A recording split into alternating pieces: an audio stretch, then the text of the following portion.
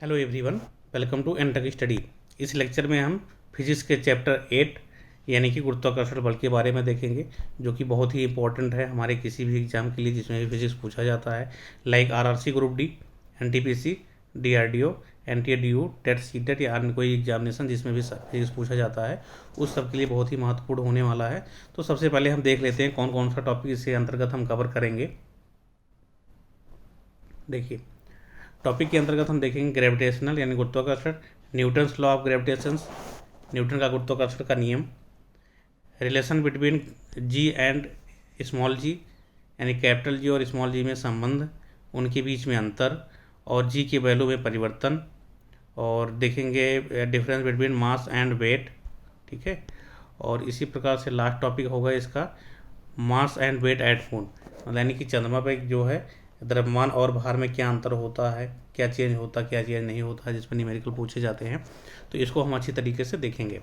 इसी प्रकार से जो हमारा सेकेंड लेक्चर आएगा ग्रेविटेशनल फोर्स का, उसमें हम इसके velocity, orbital velocity, polar satellite, Jio stationery satellite, law of planetary और सेंटर ऑफ मास, टॉर्क और मोशन इन लिफ्ट, तो ये सारे अच्छे से टॉपिक कवर करेंगे इन अपकमिंग लेक्चर पार्ट 2 में इसमें। तो फिलहाल चलिए इसमें हम डिस्कस करते हैं। सबसे पहले देखते हैं गुरुत्वाकर्षण। तो गुरुत्वाकर्षण जो है हमारा, उसका डिफिनेशन देखते हैं। गुरुत्वाकर्षण एक क्षीण मौलिक बल है ब्रह्मांड में प्रत्येक कण या पिंड के बीच उनके द्रव्यमान के कारण लगता है। ठीक है, तो गुरुत्वाकर्षण एक बहुत ही क्षीण बल है, यानी कि बहुत कमज़ोर बल है, जो पृथ्वी पे पूरे ब्रह्मांड में जिसमें सारे पिंड है एक दूसरे में उनका गुरुत्वाकर्षण बल उनके बीच कार्य करता है। इसका जो प्रास है वो अनंत होता है, लेकिन इसकी जो वैल्यू होती है यानी कि इसका जो मान होता है वो क्षीण है, यानी कि कमज़ोर है, बहुत ही कम लगता है, यानी कि कह सकते हो बहुत ही क्षीण है या कमज़ोर बल है। तो ऐसे हम कंपैरिजन में अगर देखें तो गुरुत्वाकर्षण बल, चुंबकीय बल, विद्युत बल, नाभिकीय बल। तो गुरुत्वाकर्षण बल इज लेस देन चुंबकीय बल, इज लेस देन विद्युत बल, इज लेस देन नाभिकीय बल, यानी कि इसमें देखा जाए तो गुरुत्वाकर्षण बल जो है सबसे, उसकी वैल्यू जो है सबसे कम है और नाभिकीय बल की वैल्यू सबसे अधिक है। तो यहाँ से आप ये भी देखेंगे गुरुत्वाकर्षण बल की लेकिन जो रेंज है यानी कि प्रास है लगने का, कार्य करने का, वो अनंत है। लेकिन नाभिकीय बल का क्या है, इसका एक लिमिट है कि उस लिमिट में ही उसका इफेक्ट होगा बल का, और लेकिन इसकी वैल्यू बहुत ज़्यादा है। ठीक है, तो जिसका रेंज अधिक है उसकी वैल्यू कम है, और जिसकी रेंज कम है उसकी वैल्यू अधिक है।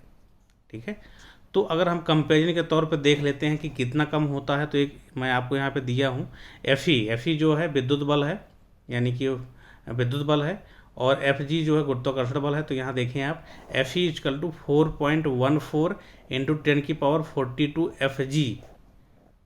तो इस इक्वेशन से आपको अंदाज़ा लग गया होगा कि गुरुत्वाकर्षण बल कितना कमज़ोर बल है। ठीक है, अब हम आगे देखते हैं न्यूटन का गुरुत्वाकर्षण का नियम क्या है। ठीक है, इसमें देखते हैं अगर कोई दो पिंड है, सपोज एक m1 है एक पिंड और एक पिंड m2 द्रव्यमान का है, इनके केंद्र से बीच की दूरी स्मॉल r है, तो क्या हो, न्यूटन के गुरुत्वाकर्षण का नियम क्या है कि किसी दो पिंड के बीच लगने वाला गुरुत्वाकर्षण बल उनके द्रव्यमान के गुणनफल के समानुपाती और उनके बीच की दूरी के वर्ग के व्युत्क्रमानुपाती होता है।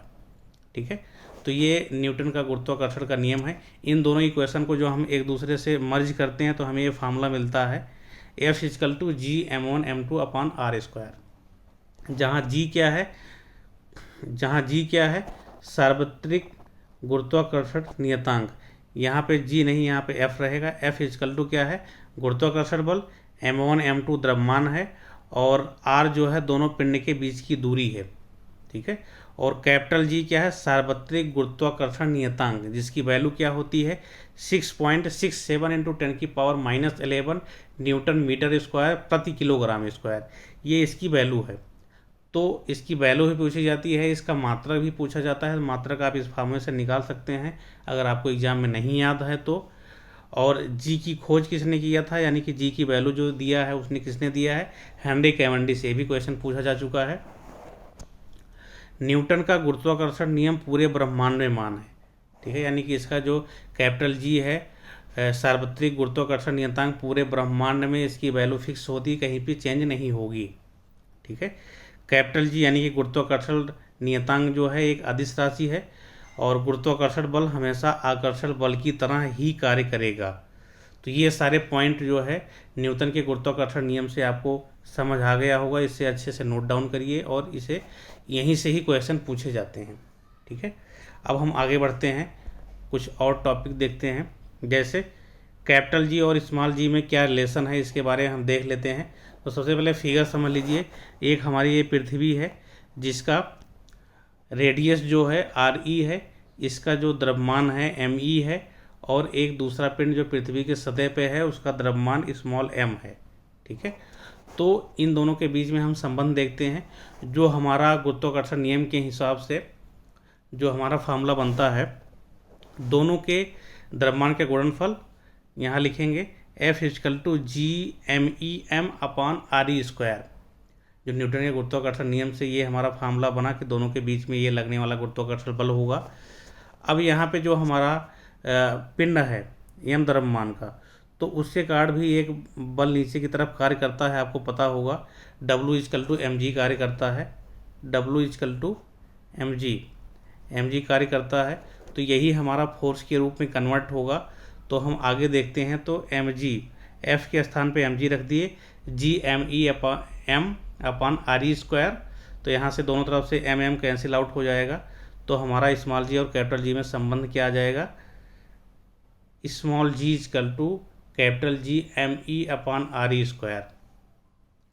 तो इस फार्मूले से आप देखेंगे जी की वैल्यू पता है 6.67 × 10⁻11 न्यूटन मीटर स्क्वायर प्रति किलोग्राम स्क्वायर होता है। यहाँ पे रखेंगे, पृथ्वी का भी एक फिक्स्ड द्रव्यमान है उसकी वैल्यू रखेंगे, और जो हर में है उसके त्रिज्या का स्क्वायर कर देंगे। तो ये करने के बाद हमारे पास ये वैल्यू प्राप्त होती है 9.81 मीटर पर सेकंड, जो कि स्मॉल जी की वैल्यू है, ठीक है। तो यहाँ पे आपको इसका द्रव्यमान और रेडियस याद करने की ज़रूरत नहीं, एग्जाम में नहीं पूछा जाता है। अब इस इक्वेशन से हमें क्या देखने को मिल रहा है, स्मॉल जी = कैपिटल GME/RE² से ये देखने को मिल रहा है कि जो जी का मान है, स्मॉल जी का मान है फेंके गए वस्तु के द्रव्यमान या फिर कोई वस्तु जो है जो पृथ्वी पे है उसके द्रव्यमान पर निर्भर नहीं करती है। ये इंपॉर्टेंट पॉइंट है, कभी कभी यहाँ पूछा जाता है कि जो हमारा पृथ्वी के अलावा दूसरे पिंड का द्रव्यमान है उसमें स्मॉल जी का मान मतलब गुरुत्वीय त्वरण का मान निर्भर करता है कि नहीं करता है। तो नहीं करता है, क्योंकि फार्मूले में देखिए आप स्मॉल m नहीं है, यहाँ पे केवल पृथ्वी का द्रव्यमान है, पृथ्वी का त्रिज्या है और गुरुत्वाकर्षण नियतांक है। तो यानी कि हमारा जो पिंड है इसके द्रव्यमान पर निर्भर नहीं करेगा स्मॉल जी का मान। अब आगे बढ़ते हैं, हम इन दोनों में डिफरेंसेस देखते हैं, कैपिटल जी और स्मॉल जी में क्या डिफरेंस है, ठीक है। इसका मान पूरे ब्रह्मांड में नहीं बदलता है, यानी कि स्मॉल जी कैपिटल जी की वैल्यू कहीं पे बदलती नहीं है, सब जगह सेम रहती है। इसकी वैल्यू क्या है, small capital G = 6.67 × 10⁻11 newton metre square प्रति किलोग्राम स्क्वायर, और ये एक अदिश राशि है, ठीक है। जबकि हम स्मॉल जी की बात करें तो इसका मान जो है अलग अलग जगह अलग अलग होगा, डिफरेंट प्लेस पे डिफरेंट वैल्यू आएगी इसकी। पृथ्वी की सतह पर जी = 9.81 मीटर पर सेकंड स्क्वायर होता है। यह एक सदिश राशि है। तो इन दोनों में डिफरेंसेस इतना है, इसको आप अच्छे से याद रखिए। आगे बढ़ते हैं हम, तो द्रव्यमान और भार में क्या डिफरेंस होता है इनको देख लेते हैं। देखिए, द्रव्यमान इधर है, भार इधर है। इसको सबसे पहले हम रिप्रेजेंटेशन स्मॉल m से और इसको कैपिटल W से करते हैं। कैपिटल W = mg होता है, ठीक है। इसका SI मात्रा द्रव्यमान का किलोग्राम होता है, भार का SI मात्रा किलोग्राम मीटर पर सेकंड स्क्वायर यानी कि न्यूटन होता है, ठीक है। ये एक अदिश राशि है द्रव्यमान, और भार सदिश राशि है। द्रव्यमान क्या है, कुल द्रव्य की जो मात्रा होता है उसे हम द्रव्यमान कहते हैं। और भार का डिफिनेशन देख लेते हैं। पृथ्वी जिस गुरुत्वीय बल से किसी वस्तु को अपने तरफ खींचती है उसे हम भार कहते हैं, ठीक है। जिस गुरुत्वीय बल से अपने तरफ वो खींचेगी किसी पिंड को किसी वस्तु को, उसे हम उस वस्तु का भार कहेंगे। ठीक है। और जो द्रव्यमान होता है सभी जगह पे समान होता है। कहीं भी आप इसको ले जा, कहीं भी कोई वस्तु है उसका अगर आप द्रव्यमान निकालेंगे तो वैल्यू उसकी फिक्स आएगी, चाहे जिस प्लेस पे उसको लेके जाएं आप। और भार जो है भिन्न भिन्न स्थानों पर भिन्न भिन्न होता है, क्योंकि हमारा भार जो डिपेंड करता है वो उसके द्रव्यमान इंटू गुरुत्वीय त्वरण पे डिपेंड करता है। तो गुरुत्वीय त्वरण की वैल्यू जैसा कि मैंने आपको बताया कि अलग अलग स्थानों पे अलग अलग होता है। तो स्मॉल जी की मान जब चेंज होगा तो भार वो चेंज हो जाएगा। ठीक है। द्रव्यमान का मापन हम भौतिक तुला द्वारा करते हैं, जबकि भार का जो मापन करते हैं कमानीदार तुला द्वारा करते हैं। ठीक है। तो इतने सारे डिफरेंस हैं द्रव्यमान और भार में, इसको आप अच्छे से स्टडी करिए, नोट्स बनाइए। इसी प्रकार से इसमें कुछ पॉइंट और है, अगर हम देखना चाहें, जो चंद्रमा की सतह पर द्रव्यमान की बात की जाती है, इस पर न्यूमेरिकल भी खूब पूछे जाते हैं। अगर चंद्रमा की सतह पर द्रव्यमान पूछा जा रहा है तो पृथ्वी के सतह पर जो द्रव्यमान होगा वही सेम होगा। यानी कि अगर आपको क्वेश्चन न्यूमेरिकल में दिया गया है तो कोई भी वस्तु का अगर द्रव्यमान दिया है तो किलोग्राम में दिया गया है। सपोज पूछता है न्यूमेरिकल कि पृथ्वी पर किसी वस्तु का द्रव्यमान 60 किलोग्राम है, तो चंद्रमा पर कितना होगा? तो चंद्रमा पर भी 60 किलोग्राम होगा, क्योंकि मैंने यहाँ से देखा कि जो द्रव्यमान है सभी जगह पे समान होता है, तो इसके वैल्यू में कोई परिवर्तन नहीं होगा। ठीक है।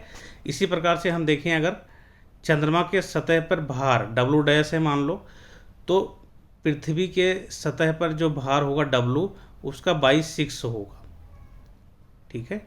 यानी कि अगर पृथ्वी के सतह पर किसी वस्तु का भार 60 किलोग्राम है तो चंद्रमा के सतह पर उसी वस्तु का भार जो है 60/6 यानी कि 10 न्यूटन होगा। ठीक है।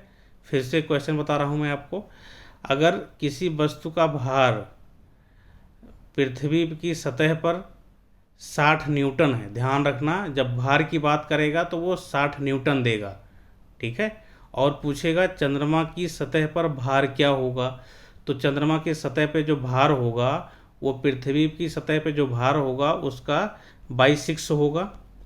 ठीक है। और ध्यान रखना न्यूटन में इसकी वैल्यू होगी। अगर 60 न्यूटन पृथ्वी पे दिया है तो चंद्रमा पे 10 न्यूटन हो जाएगा उसका भार। तो यहाँ से न्यूमेरिकल में आप डिफरेंस समझना। अगर आपको भार और द्रव्यमान में कन्फ्यूजन है तो आप उसके इकाई से जान सकते हैं। अगर किलोग्राम दिया है यानी कि वो भार की बात कर रहा है तो वो सब जगह समान होगा। अगर न्यूटन में दिया है उसकी वैल्यू तो वो चेंज होगा कितना? चंद्रमा की सतह पे 22/6 हो जाएगा, यानी कि 1/6 हो जाएगा उसका। अगर 60 न्यूटन है तो 10 न्यूटन हो जाएगा चंद्रमा की सतह पे। तो इसमें भी कोई भी न्यूमेरिकल आएगा तो आपको कन्फ्यूजन नहीं होना चाहिए। आगे बढ़ते हैं हम, जी के मान में परिवर्तन कैसे होता है, डिफरेंट प्लेस पे कैसे हम जी के मान में परिवर्तन होता है उसको देख लेते हैं। ठीक है। तो सबसे पहले देखते हैं, आपको मैंने यहाँ पे 5 पॉइंट दिया है। इस 5 पॉइंट के अलावा आपसे नहीं पूछा जाता है एग्जाम में, बहुत ही डीप में पूछा जाता है तो क्वेश्चन अलग थोड़ा सा पूछा जाता है। अदरवाइज यही पॉइंट पूछे जाते हैं तो इसको आप डायरेक्टली याद रख सकते हैं।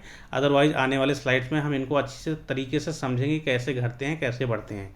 तो पहला पॉइंट हम देखते हैं, पृथ्वी की सतह से ऊपर या नीचे जाने पर स्मॉल जी का मान घटता है।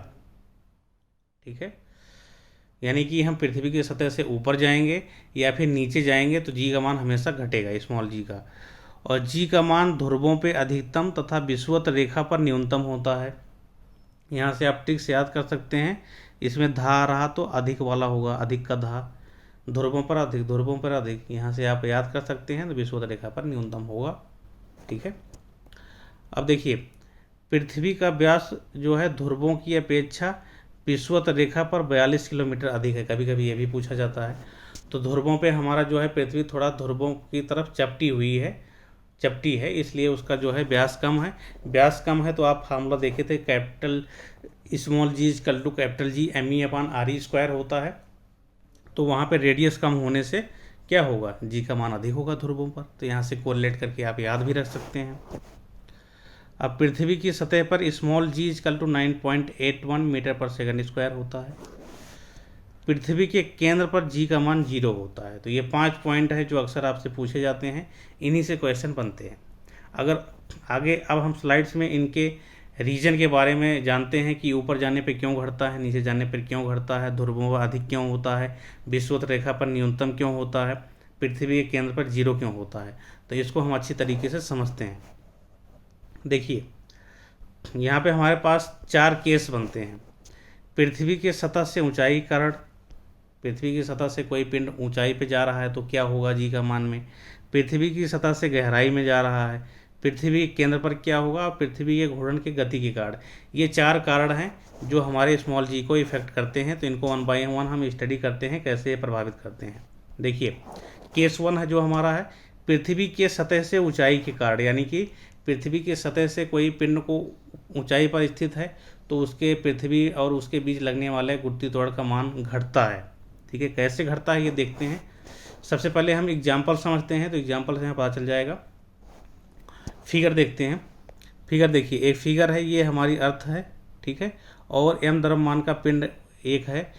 तो पृथ्वी की सतह से h ऊंचाई पर रखा गया है, ठीक है, पृथ्वी की सतह से h ऊंचाई पर रखा गया है और उसका द्रव्यमान जो पिंड है m है, और वहाँ पे g डैश है, गुरुत्वीय त्वरण की जो वैल्यू है g डैश है, और पृथ्वी के सतह पे क्या है, पृथ्वी के सतह पे g है, और इन दोनों के बीच में जो गुरुत्वीय त्वरण लग रहा है g डैश है, और पृथ्वी का जो त्रिज्या है re है, और पृथ्वी का द्रव्यमान me है। तो इतना चीज़ हम फिगर से समझ गए। अब देखते हैं वहाँ पे हमारा क्या बनेगा वैल्यू। तो वहाँ पे हम देखे थे जो हमारा जो दूरी था, तो उन दोनों के बीच की दूरी थी। तो यहाँ पे हमारी दूरी क्या हो जाएगी, एक तो पृथ्वी की त्रिज्या हो जाएगी और एक h हो जाएगा। यानी कि अगर डिस्टेंस की बात करें तो दोनों के बीच का हमारा क्या डिस्टेंस हो जाएगा, re प्लस h हो जाएगा। तो केवल दूरी चेंज होगा। तो यहाँ पे हम नीचे जहाँ re लिखते थे वहाँ पे re प्लस h का होल स्क्वायर कर दिए। अब यहाँ से आपको पता है कि अगर हर की वैल्यू बढ़ा दो, किसी भी फ्रैक्शन में अगर हर की वैल्यू आप बढ़ा दो तो ओवरऑल उसकी वैल्यू क्या होती है, कम हो जाती है।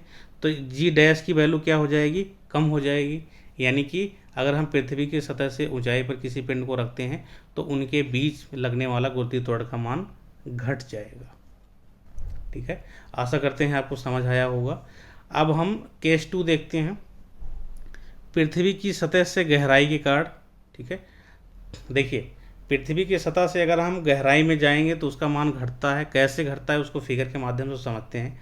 कोई पिंड है, मान लो एक पृथ्वी है, पृथ्वी की जो त्रिज्या है re और उसका द्रव्यमान me है, ठीक है, और एक जो d गहराई पे जाता है, ठीक है, हमारा जो पिंड है वो मान लो पृथ्वी की सतह से d गहराई पे जाता है और m द्रव्यमान का है, ठीक है। तो उसके बीच में हम रिलेशन देख लेते हैं।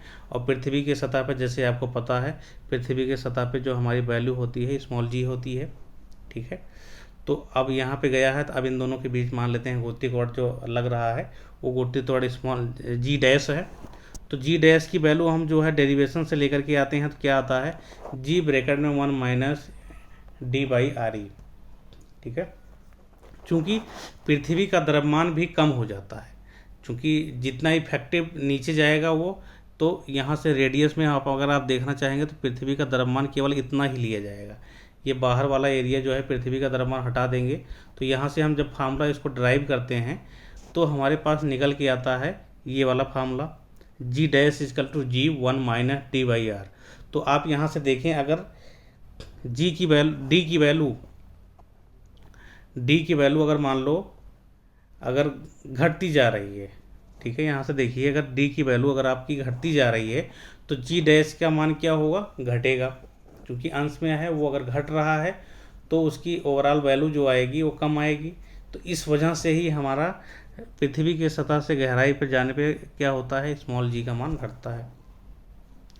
अब यही देखिए, अगर पृथ्वी के केंद्र पर चला जाए यही, तो हमारा सरफेस से वो डिस्टेंस कितना हो जाएगा, पृथ्वी के केंद्र पे अगर पिंड आ जाए तो हमारा यहाँ से पूरा क्या हो जाएगा, re के बराबर हो जाएगा, re के बराबर हो जाएगा।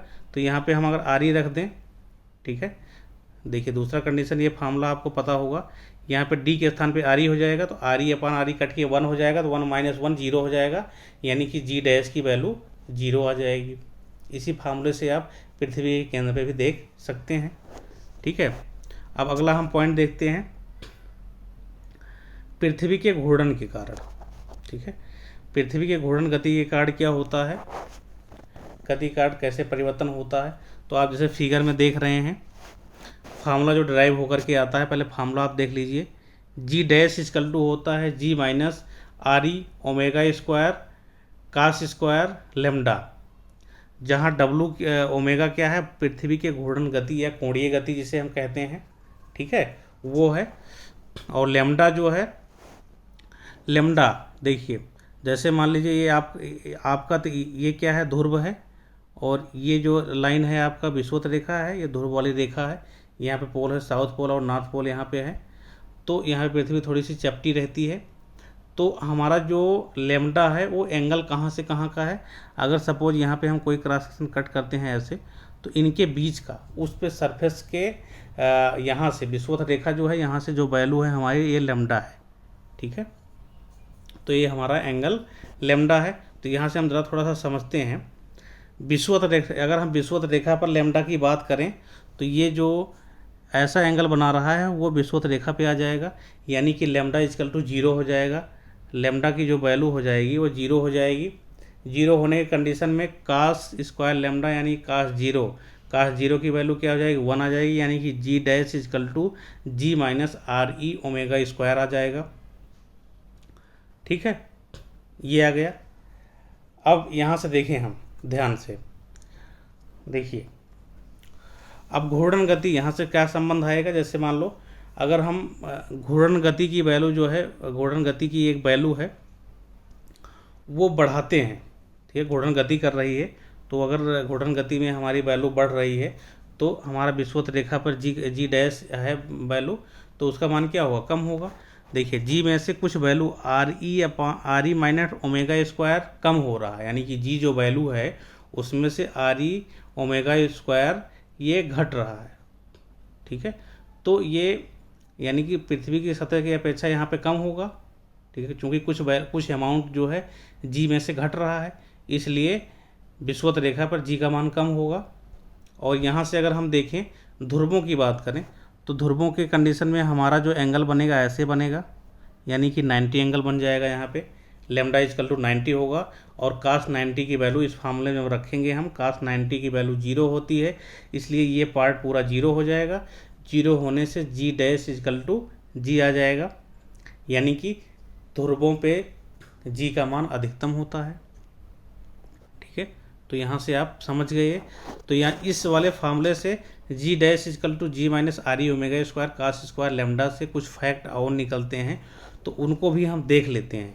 तो इस फार्मूले के आप याद रखिए, इस फार्मूले के याद रखेंगे तो ये सारे फैक्ट आप एग्जाम में अगर भूल भी गए तो इस फार्मूले से आप कोरिलेट करके ऑप्शन मार्क कर सकते हैं। जैसे पृथ्वी की घूर्णन गति बढ़ा देने पर या घटा देने पर ध्रुव पर गुरुत्वीय त्वरण का मान नहीं बदलता है, क्योंकि आप अभी देखिए जो ध्रुवों पर जी डैश का मान आया था वो जी के बराबर ही आ गया था। तो इस फार्मूले में इस फार्मूले में घूर्णन गति यानी कि ओमेगा है ही नहीं। जब ओमेगा है नहीं तो चाहे पृथ्वी की घूर्णन गति आप बढ़ा दें चाहे कम कर दें तो उससे कोई भी फर्क नहीं पड़ेगा, ठीक है। अगला पॉइंट हम देखते हैं, पृथ्वी की घूर्णन गति बढ़ा देने पर विषुवत रेखा पर गुरुत्वीय त्वरण का मान घटता है, ठीक है, स्मॉल जी का मान घटता है, तथा 17 गुनी से अधिक कर देने पर शून्य हो जाता है। अगर मान लो पृथ्वी की जो घूर्णन गति प्रेजेंट टाइम में है उसको अगर 17 गुना आप बढ़ा दो, 17 गुना अधिक कर दो, तो विषुवत रेखा पर गुरुत्वीय त्वरण का मान 0 हो जाएगा, और घूर्णन गति बढ़ाने से गुरुत्वीय त्वरण का मान घटता है। कैसे घटता है, अभी आप फार्मूले देखे थे, जी डैश इजकल टू क्या आया था, G dash equal to G minus R E omega square आया था, ठीक है। यहाँ से अगर आप इसकी वैल्यू बढ़ाते हैं, ठीक है, ओमेगा की वैल्यू बढ़ाते हैं तो जी में से घटने वाला वैल्यू बढ़ जाएगा, यानी कि जी डैश की जो मान है ये ओवरऑल घट जाएगा ओमेगा के बढ़ने से। और ओमेगा अगर घटाते हो आप, यानी कि घूर्णन गति को घटाते हो, तो गुरुत्वीय त्वरण का मान विषुवत रेखा पे बढ़ जाएगा, ठीक है। तो ये आप इसको याद रखिए फार्मूले को। अगला देखते हैं, पृथ्वी की घूर्णन गति रोक देने पर ध्रुव विषुवत रेखा पर गुरुत्वीय त्वरण का मान समान हो जाएगा, यानी कि अभी आप फार्मूला देखे हैं, जी डैश इजकल टू क्या था, G minus R E omega square है। अगर आप घूर्णन गति का मान जीरो कर दें, ये पार्ट क्या हो जाएगा, जीरो हो जाएगा, यानी कि वैल्यू क्या आ जाएगी, जी डैश इजकल टू जी, जो कि हमारा ध्रुवों पर भी यही आया था। तो यानी कि ध्रुवों पर और विषुवत रेखा पर जो गुरुत्वीय त्वरण है उसका मान समान हो जाएगा। तो आशा करते हैं यहाँ से आपको सारे पॉइंट समझ में आए हैं। ये इस लेक्चर का लास्ट पॉइंट था। इसके बाद हम लेक्चर 2 का डिस्कशन करेंगे, जो फिजिक्स का चैप्टर 8 गुरुत्वाकर्षण का होगा। तो उसी के साथ गुरुत्वाकर्षण समाप्त होगा, ठीक है, उसका लेक्चर कंप्लीट हो जाएगा। इससे बाहर आपसे कुछ भी नहीं पूछा जाएगा। और इस पे जो बेस्ट न्यूमेरिकल है उसके लिए हम आप जैसे आपको पहले बता चुके हैं कि आपको एक सेपरेट लेक्चर हम प्रोवाइड कर देंगे, ठीक है। तब तक के लिए अच्छे से आप पढ़ाई करिए, स्टडी करिए, नोट बनाइए। Bye bye, take care, thanks for watching this video.